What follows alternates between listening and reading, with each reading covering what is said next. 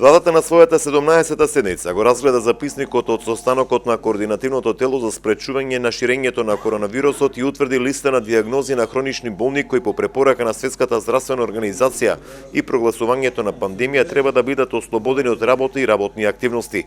Според одлуката на владата, лицата кои страдаат од хронично респираторни заболувања, тешки кардиоваскуларни заболувања, дијабет тип 1, малигни заболувања и имунокомпромитирачки состојби треба да бидат ослободени од работа и се ризични да бидат заболени од вирусот COVID-19. Од хронично респираторните заболувања треба да бидат ослободени лицата со хронична обструктивна белодробна болест, астма.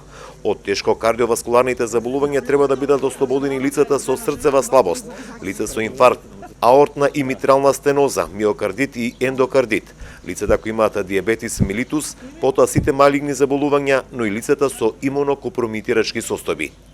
Сите овие лица треба до работодавачите да достават потврда од матичен лекар по претходно констатирана болест од државните клиники дека имаат споменатата дијагноза.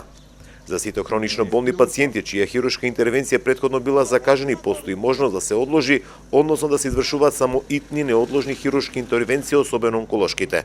Во однос на продолжување на терапијата на хронично болните пациенти, кои досега треба да одат до лекар на специјалист, во следниве денови треба да се обратат единствено кај своите матични лекари.